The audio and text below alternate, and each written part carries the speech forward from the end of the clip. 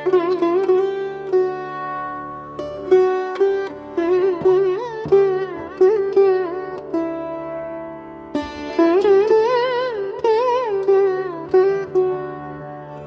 श्री परमात्मने नमः। श्रीमद् भागवत कथा सुनने के लिए नारद जी सहित अनेक संत और आमजन समुदाय गंगा नदी के तट पर एकत्रित हुए। जिस समय सनकादि मुनीश्वर इस प्रकार सप्ताह श्रवण की महिमा का बखान कर रहे थे, उस सभा में एक बड़ा आश्चर्य हुआ। वहां तरुण अवस्था में भक्ति अपने दोनों पुत्र ज्ञान और वैराग्य के साथ श्री कृष्ण गोविंद का नाम उच्चारण करती हुई अकस्मात प्रकट हो गई। सभा में उपस्थित सभी सदस्यों ने उसे देखकर तर्क वितर्क करने लगे कि ये कहां से आई और कैसे प्रविष्ट हुई। तब सनकादि ऋषियों ने बताया कि ये भक्ति देवी अभी अभी कथा के अर्थ से निकली है। तब भक्ति बोली, मैं कलयुग में नष्ट प्राय हो गई थी। आपने कथा अमृत से सींचकर मुझे फिर पुष्ट कर दिया है। अब आप यह बताइए कि मैं कहाँ रहूं। यह सुनकर सनकादि ने कहा, तुम भक्तों को भगवान का स्वरूप प्रदान करने वाली, अनन्य प्रेम का संपादन करने वाली और संसार रोग को निर्मूल करने वाली हो। अतः तुम धैर्य धारण करके नित्य निरंतर विष्णु भक्तों के हृदयों में ही निवास करो। ये कलयुग के दोष भले ही सारे संसार पर अपना प्रभाव डाले, किंतु वहां तुम पर इनकी दृष्टि भी नहीं पड़ सकेगी। इस प्रकार उनकी आज्ञा पाते ही भक्ति तुरंत भगवत भक्तों के हृदयों में जा विराजी। जिनके हृदय में एकमात्र श्री हरि की भक्ति निवास करती है, वे त्रिलोकी में अत्यंत निर्धन होने पर भी परम धन्य है, क्योंकि इस भक्ति की डोरी से बंधकर तो साक्षात भगवान भी अपना परम धाम छोड़कर उनके हृदय में आकर बस जाते हैं। जो लोग सदा तरह तरह के पाप किया करते हैं, निरंतर दुराचार में ही तत्पर रहते हैं और उल्टे मार्गों से चलते हैं, तथा जो क्रोधाग्नि से जलते रहते हैं और कुटिल और कामपरायण हैं, वे सभी इस भागवत कथा के श्रवण से पवित्र हो जाते हैं। जो सत्य से च्युत, माता पिता की निंदा करने वाले, तृष्णा के मारे व्याकुल, आश्रम धर्म से रहित, दंभी, दूसरों की उन्नति देखकर कुढ़ने वाले और दूसरों को दुख देने वाले हैं, वे भी कलयुग में सप्ताह यज्ञ से पवित्र हो जाते हैं।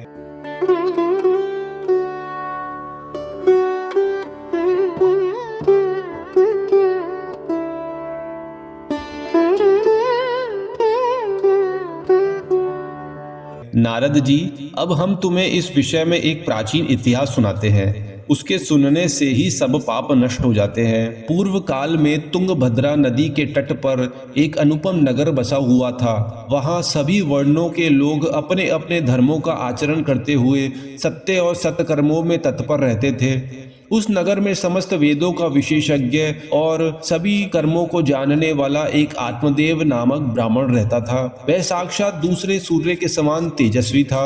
वह धनी होने पर भी भिक्षाजीवी था। उसकी पत्नी धुंधली, कुलीन एवं सुंदरी होने पर भी सदा अपनी बात पर अड़ जाने वाली थी। उसे लोगों की बात करने में सुख मिलता था। स्वभाव था क्रूर, प्राय कुछ ना कुछ बकवाद करती रहती थी।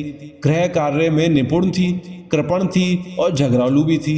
इस प्रकार ब्राह्मण दंपति प्रेम से अपने अपने घर में रहते और विहार करते थे। उनके पास अर्थ और भोग विलास की सामग्री बहुत थी। घर द्वार भी सुंदर थे, परंतु उससे उन्हें सुख नहीं था। जब अवस्था बहुत ढल गई, तब उन्होंने संतान के लिए तरह तरह के पुण्य कर्म आरंभ किए और वे दीन दुखियों को गौ, पृथ्वी, सुवर्ण और वस्त्र आदि दान करने लगे। इस प्रकार धर्म मार्ग में उन्होंने अपना आधा धन समाप्त कर दिया, तो भी उन्हें पुत्र या पुत्री किसी का भी मुख देखने को नहीं मिला। इसलिए अब वह ब्राह्मण बहुत ही चिंता आतुर रहने लगा। एक दिन वह ब्राह्मण देवता बहुत दुखी होकर घर से निकलकर वन को चल दिया। दोपहर के समय उसे प्यास लगी, इसलिए वह एक तालाब पर आया। संतान के अभाव के दुख ने उसके शरीर को बहुत सुखा दिया था, इसलिए वह थक जाने के कारण जल पीकर वहीं बैठ गया। 2 घड़ी बीतने पर वहां एक सन्यासी महात्मा आए। जब ब्राह्मण देवता ने देखा कि वे जल पी चुके हैं, तब वह उनके पास गया और चरणों में नमस्कार करने के बाद सामने खड़े होकर लंबी लंबी सांसें लेने लगा। सन्यासी ने पूछा, कहो ब्राह्मण देवता, रोते क्यों हो? ऐसी तुम्हें क्या भारी चिंता है? तुम जल्दी ही मुझे अपने दुख का कारण बताओ। ब्राह्मण ने कहा, संतान के लिए मैं इतना दुखी हो गया हूँ कि मुझे सब सुना ही सुना दिखाई देता है। मैं प्राण त्यागने के लिए यहाँ आया हूँ। संतानहीन जीवन को धिक्कार है, संतानहीन गृह को धिक्कार है, संतानहीन धन को धिक्कार है और संतानहीन कुल को धिक्कार है। यूं कहकर वह ब्राह्मण दुख से व्याकुल हो उन सन्यासी महात्मा के पास फूट फूट कर रोने लगा। तब उन सन्यासी महात्मा के हृदय में बड़ी करुणा उत्पन्न हुई। वे योगनिष्ठ थे। उन्होंने उसके ललाट की रेखाएं देखकर सारा वृत्तांत जान लिया और फिर उसे विस्तार पूर्वक कहने लगे कि हे ब्राह्मण देवता, विवेक का आश्रय लेकर संसार की वासना छोड़ दो। मैंने इस समय तुम्हारा प्रारब्ध देखकर निश्चय किया है कि 7 जन्म तक तुम्हारे कोई संतान किसी प्रकार नहीं हो सकती। पूर्व काल में राजा सगर और अंग को संतान के कारण दुख भोगना पड़ा था। ब्राह्मण, अब तुम कुटुंब की आशा छोड़ दो, संन्यास में ही सब प्रकार का सुख है। यह सुनकर ब्राह्मण ने कहा, लोक में सरस तो पुत्र पौत्रादि से भरा पूरा गृहस्थ आश्रम ही है। यह सुनकर सन्यासी महात्मा ने विचार किया कि यह अपना आग्रह नहीं छोड़ रहा है।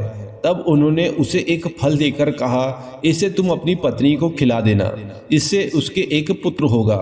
यो कहकर वह योगी राज चले गए और ब्राह्मण अपने घर लौट आया। वहां आकर उसने वह फल अपनी स्त्री के हाथ में दे दिया और स्वयं कहीं चला गया। उसकी पत्नी तो स्वभाव से ही कुटिल थी। अपने शरीर की चिंता करते हुए उसने वह फल ना खाकर वह फल घर की गाय को खिला दिया। एक दिन उसकी बहन अपने आप ही उसके घर आई। तब ब्राह्मण पत्नी ने फल का सारा वृत्तांत उसको कह सुनाया और पति को इसका रहस्य पता ना पड़ जाए उसका भय प्रकट किया। तब उसकी बहन ने कहा, मेरे पेट में बच्चा है, प्रसव होने पर वह बालक मैं तुझे दे दूंगी। इसके पश्चात समय अनुसार जब उस स्त्री के पुत्र हुआ तब उसके पिता ने चुपचाप लाकर उसे धुंधली को दे दिया। इस प्रकार आत्मदेव के पुत्र हुआ सुनकर सब लोगों को बड़ा आनंद हुआ। ब्राह्मण ने उसका जात कर्म संस्कार करके ब्राह्मण को दान दिया और उसके द्वार पर गाना बजाना तथा अनेक प्रकार के मांगलिक कृत्य होने लगे। माता धुंधली ने उस बालक का नाम धुंधुकारी रखा।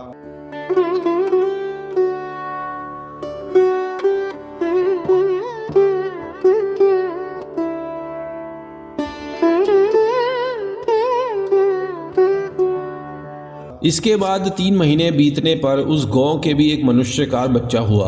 वह सर्वांग सुंदर, दिव्य, निर्मल तथा सुवर्ण की सी कांति वाला था।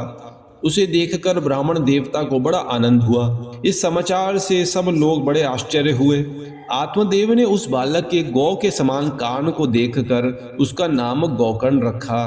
कुछ काल बीतने पर वे दोनों बालक जवान हो गए।